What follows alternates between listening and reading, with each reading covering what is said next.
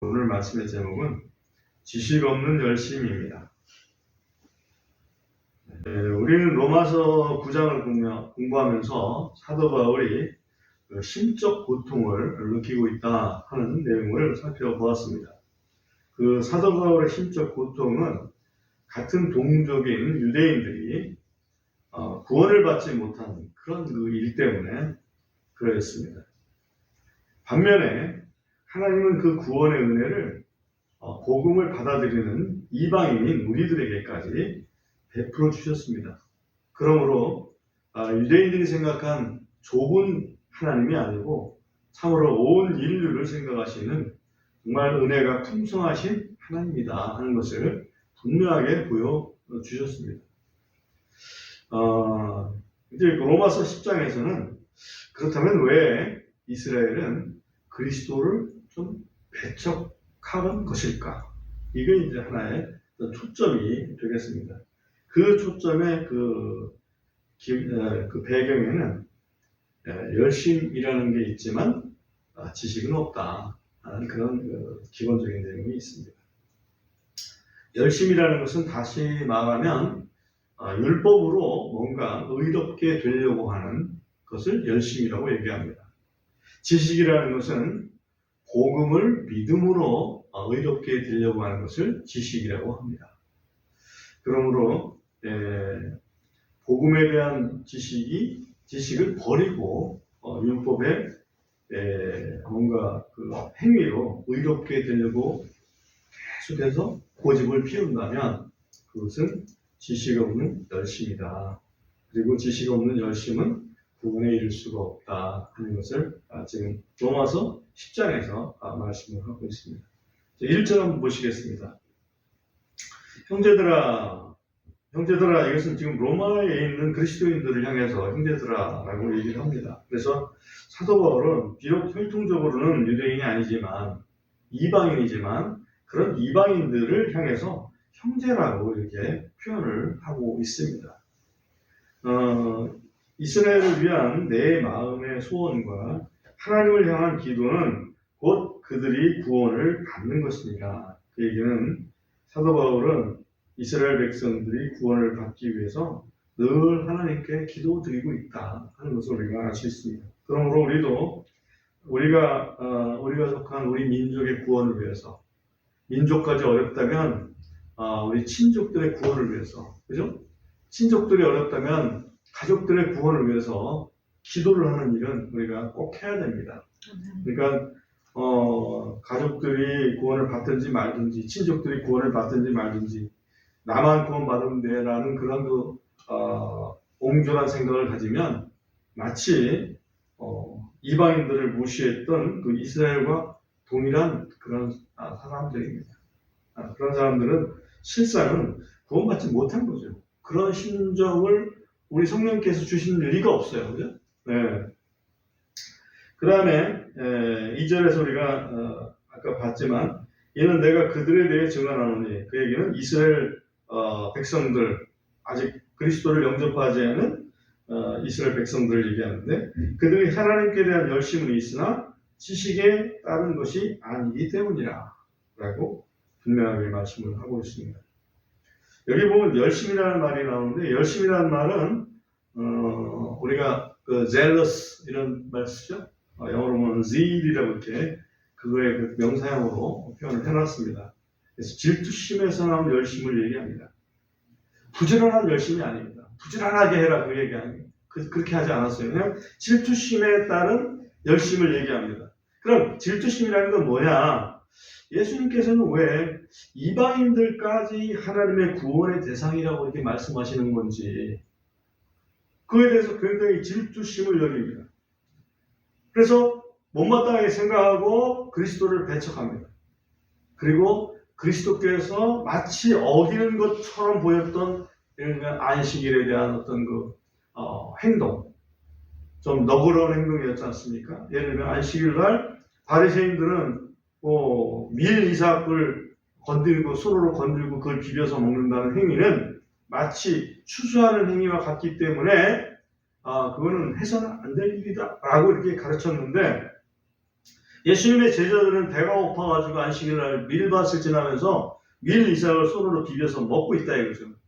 그런데 그것을 예수님은 두둔하시면서 안식일이 사람을 위해서 있는 거지 사람이 안식일을 위해서 있는 게 아니다. 내가 안식일의 주인이야 라고 도리어 편을 들었던 거죠. 그러니까 그거에 대해서 아주 못마땅하게 생각을 했습니다. 자기들의 생각은 좀 다르다 이거죠. 그 다음에 지식이란 말이 나오는데 지식이란 말은 그리스도를 아는 지식을 의미합니다. 그리스도를 아는 지식. 에덴 동산에 보면 지식의 나무가 하나 있었죠? 뭘 아는 지식? 선악을 알게 하는 지식의 나무가 있었다고. 근데 그것을 우리는 이제 선악과로만 얘기를 하니까 지식이라는 말을 생각을 안 하는데 사실은 그 선악과는 선악을 알게 하는 나무였습니다. 그래서 먹지 말라 그랬는데 그것은 바로 율법을 상징하거든요. 그 율법은 선악을 알게 합니다. 그렇지만 그리스도를 아는 지식이 진정한 지식입니다. 그 지식을 가져야만 구원받을 수가 있는데 그러지 못했다. 3절 보면 이는 그들이 하나님의 의에 대하여는 부지하여 자기 자신의 의를 세우려고 애쓰며 스스로 하나님의 의에 복종하지 않았기 때문이다. 여기 보면 하나님의 의가 있고 자신의 의가 있습니다. 자신의 의라는 것은 자기의 자기의 행동을 통해서 의롭게 되고자 하는 그러한 것을 자기 의라고 그러고 하나님의 의는 자기는 잘못했지만 하나님께서 용서해 주셔서 얻는 의 그거를 하나님의 의라고 얘기를 한단 말이죠.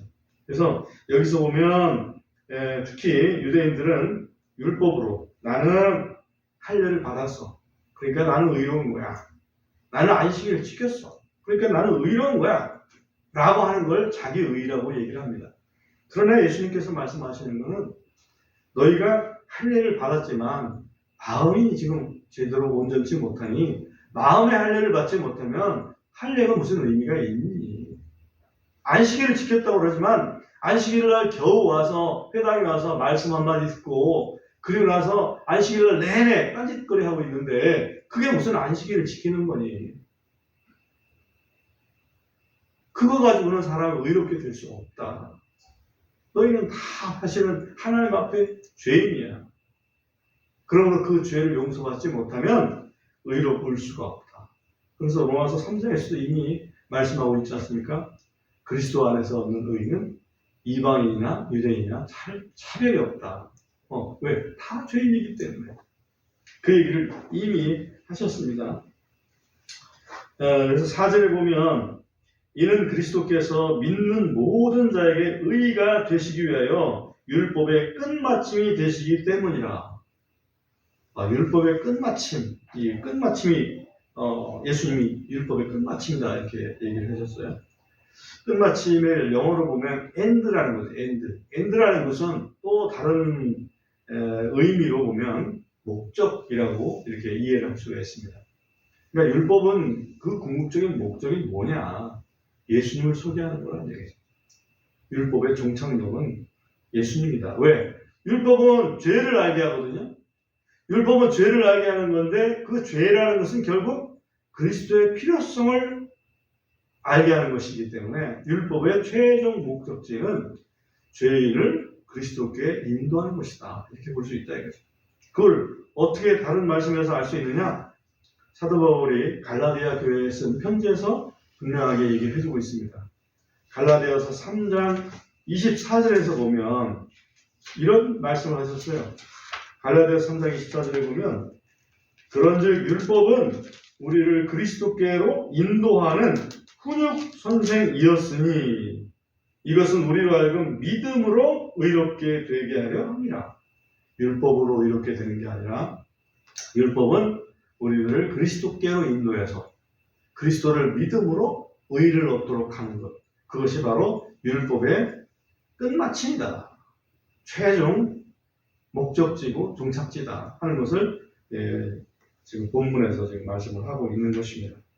다시 로마서 10장으로 돌아와서 5절에 보시면 이는 모세가 율법에서 난 의를 묘사하되 그것들을 행하는 사람은 그것들로 말미암아 살리라 하였기 때문이라. 이 말은 율법을 다 행해야만 그 행함으로 말미암아 의로워진다라고 했어요. 그렇다면 율법을 다 행하면 의로워지지 않겠는가? 맞죠.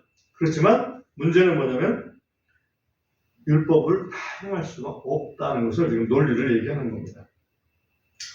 6절에 보면 그러나 믿음에서 난 의인은 이같이 말하기를 내 마음속으로 누가 하늘로 올라가겠느냐 하지 말라 하나니 이것은 그리스도를 위에서부터 모셔 내리려는 것이라. 혹은 누가 깊음 속으로 내려가겠느냐 하지 말라 하나니 이것은 그리스도를 다시 죽은 자들로부터 모셔 올리려는 것이라. 이게 무슨 얘기냐면 예수님은 우리의 모든 죄를 대신 짊어지고 죽으셨다. 이거 죽으셨다가 지금 부활하셔서 승천을 하셨다. 예수님께서 죽으신 것은 우리의 죄 때문이고 예수님께서 승천하신 것은 우리의 의리를 의롭게 하시기 위해서 그러신 거다. 라는 게 이제 복음의 핵심인데 마음속으로 누가 하늘로 올라가. 하늘로 올라가는 걸 내가 보지도 못했는데 갈 수가 없어 하늘로. 그렇게 얘기를 하는 거죠. 영혼이라면 모를까? 어떻게 육체로 올라가신단 말이야? 라고 반문을 합니다. 그러나 예수님은 부활하신 육체를 가지고 올라가셨어요. 그죠? 그 다음에 누가 우리를 위해서 죽는단 말이야. 예수님은 자기 죄 때문에 죽은 거잖아. 안식일도 보내고 이렇게 얘기할 수 있습니다.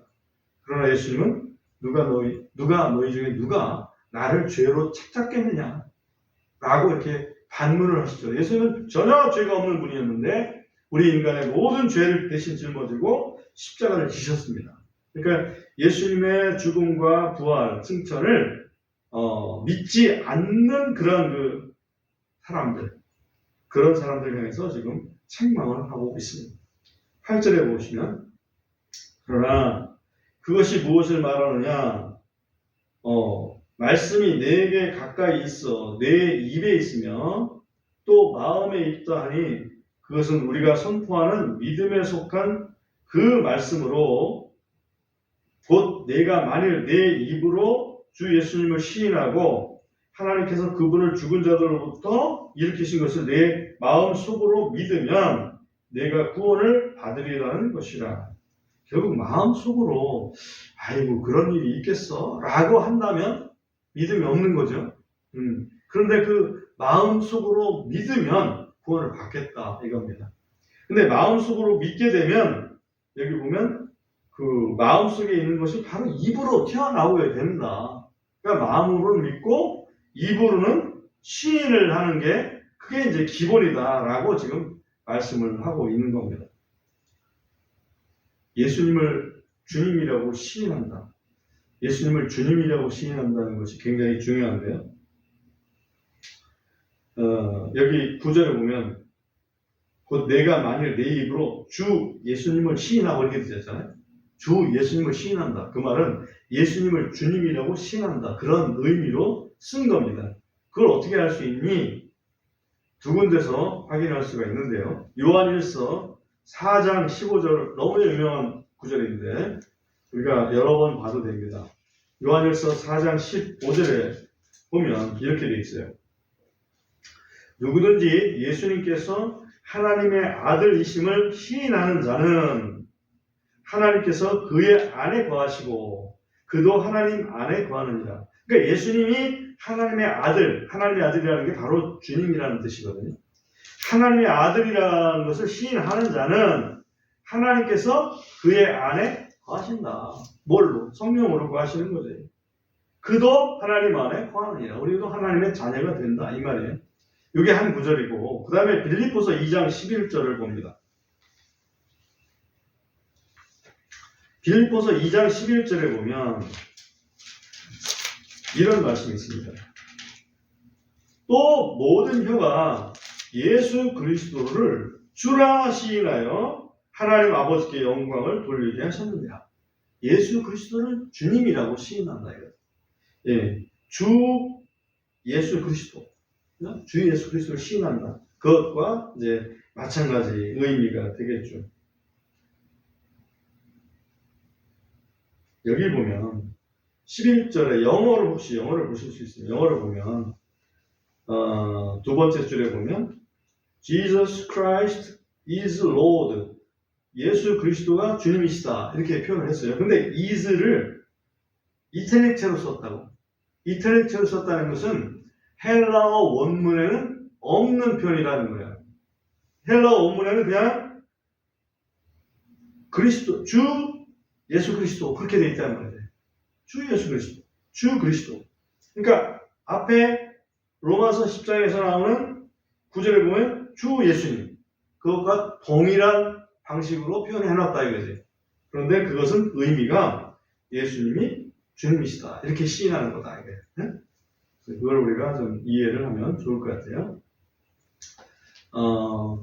주 예수님을 시인하고 또 부활하심을 마음속에 믿으면 구원을 받는다. 이렇게 아주 클리어하게 말씀을 하고 있습니다. 네.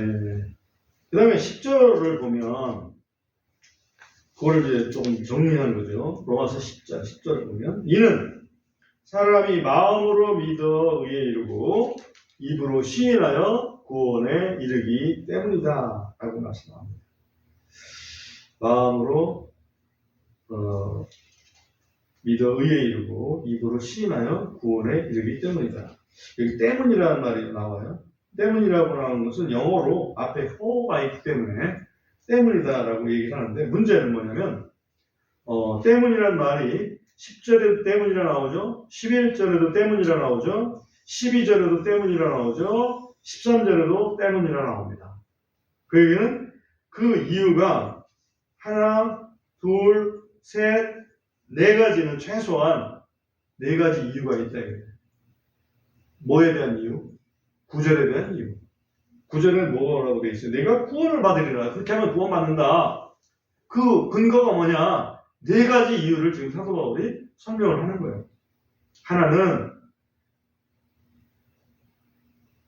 입으로 시인하면 마음으로 믿으면 의에 이르지만 입으로 시인하면 구원에 이르기 때문이다.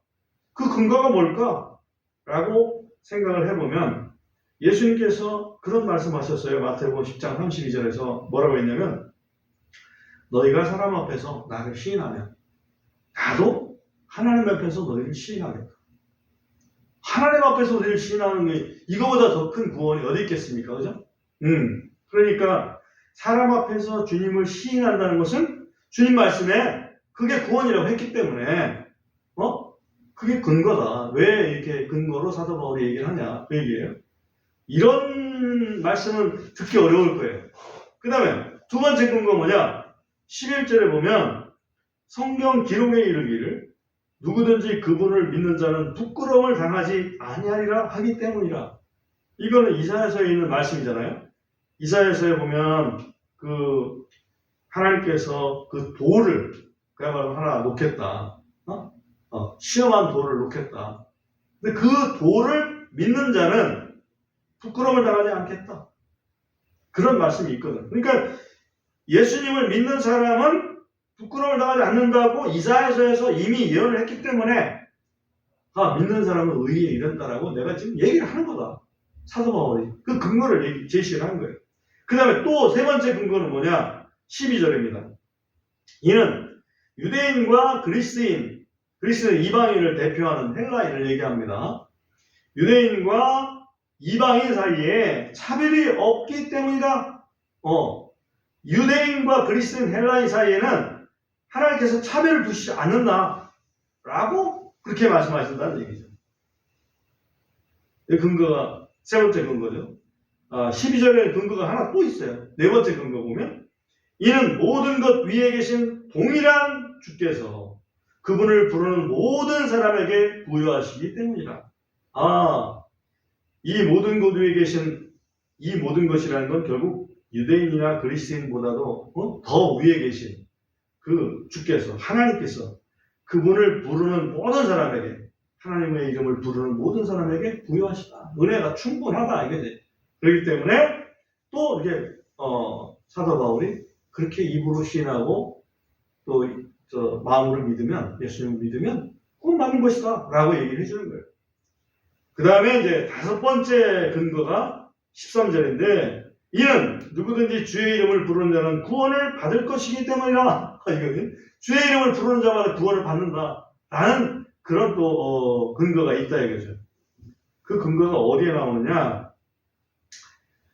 사도행전 2장 21절에 보면, 사도행전 2장 21절에 보면, 사도행전 2장은 오순절날 성령 강림한 그날의 그 사건을 기록해 놓은 장이죠.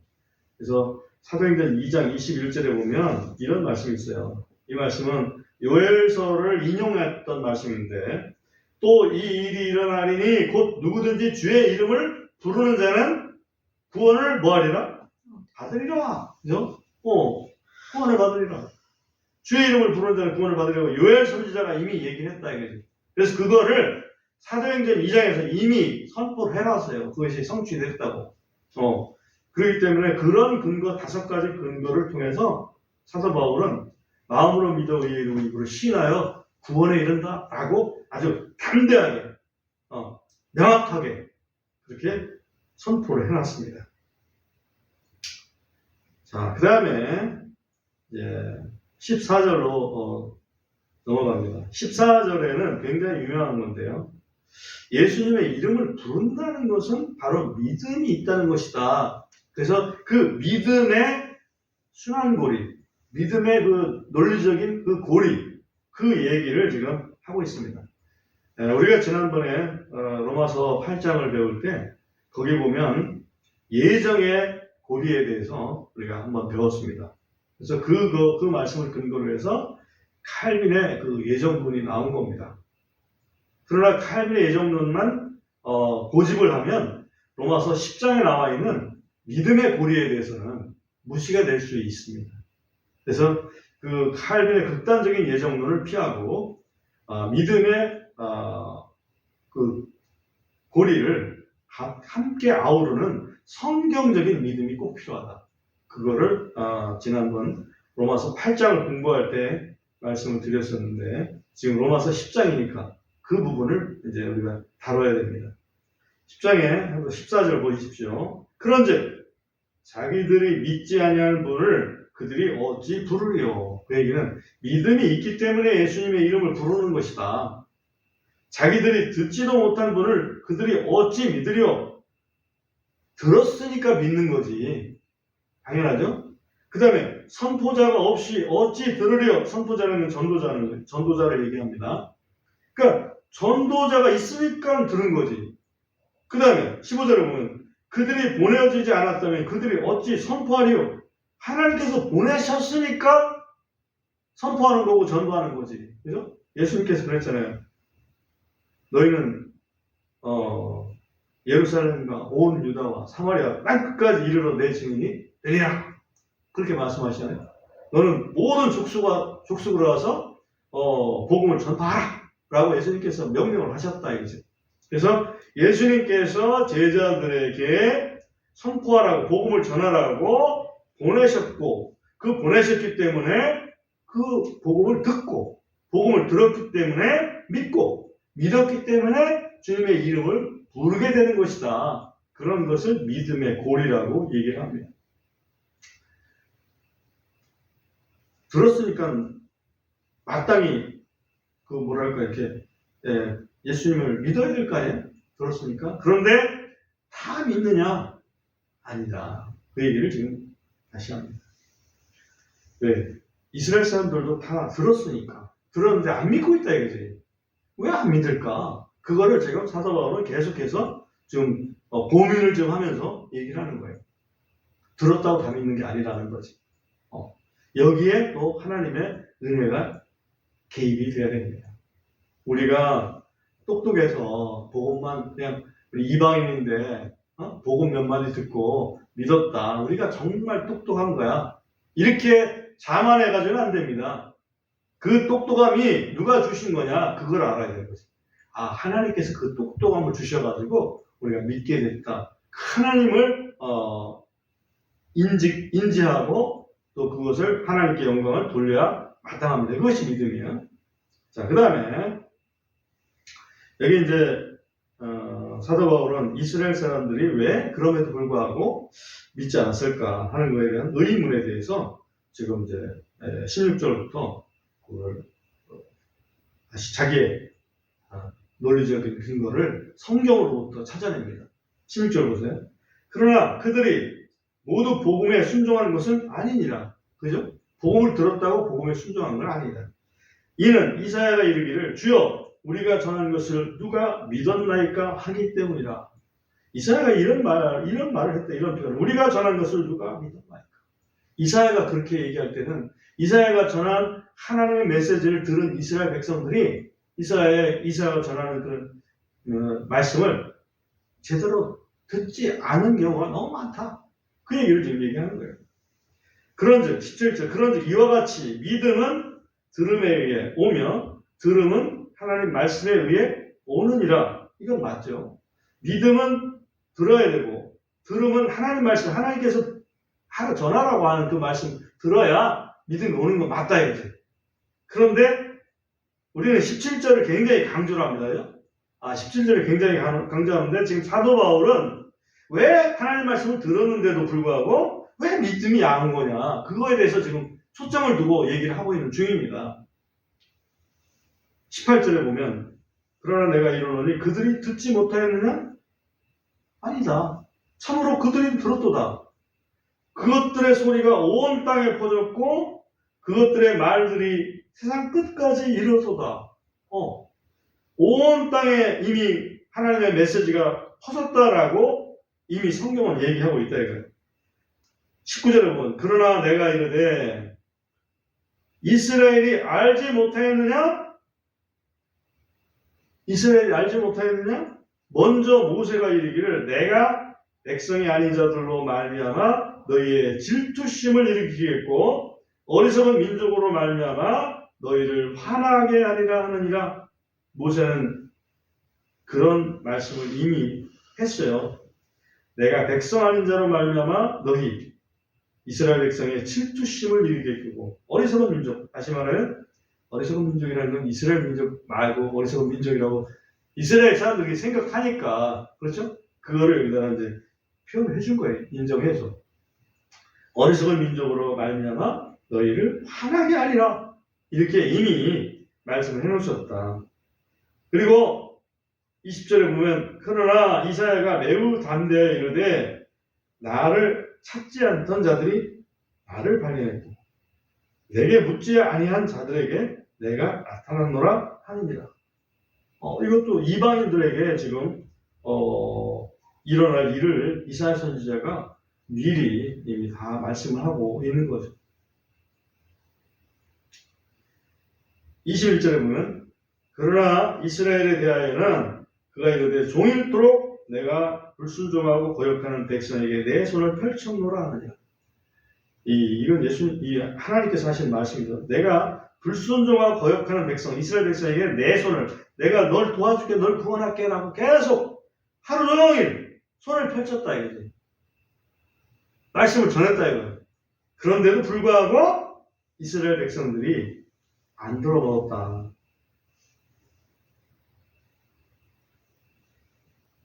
그러니까 이스라엘 백성, 본 백성이 그리스도를 믿지 않을 것을, 당분간 믿지 않을 것을, 이게 영원히 아니라 어느 기간 동안 믿지 않을 것을 이미 모세도 그렇고 이사야도 그렇고 이미 그걸 어찌보면 예언을 해놓고 있었다.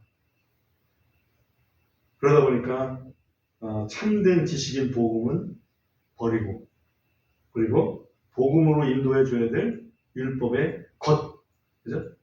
할례라든지 안식일 준수라든지 그런 거에 매여가지고 그것으로 자기들은 구원받을 것이다라고 잘못된 열심을 품은 게 바로 구원받지 못한 원인이었다 하는 것을 지금 사도 바울은 증거를 좀 하고 있는 겁니다. 왜 이걸 증거를 할까요? 사도 바울이 우리에게는 유대인들이 전하는 율법도 중요하지만 그거보다 그거의 근본인, 그죠? 그 율법의 최종 목적지, 율법이 얘기하는 그 이유가 우리는 모든 사람이 죄인이기 때문에 우리 죄를 용서받아야만 되고 그 죄를 용서하시기 위해서 하나님께서 그 독생자 예수님을 이 땅에 보내셔서 십자가를 지게 만드셨다. 그리고 그걸로 끝난 게 아니라 부활하셔서 승천하심으로 우리가 믿으면 바로 하나님 아버지 앞에 우리를 시인하는 거니까 구원받게 됩니다. 그 이야기를 지금 성경의 논리를 가지고, 논리와 성경의 근거를 가지고 증명을 지금 해놓고 있습니다. 그러니까 얼마나 감사한지 모릅니다. 우리는 그 지식을 은혜로 받았습니다. 그죠? 아멘. 네.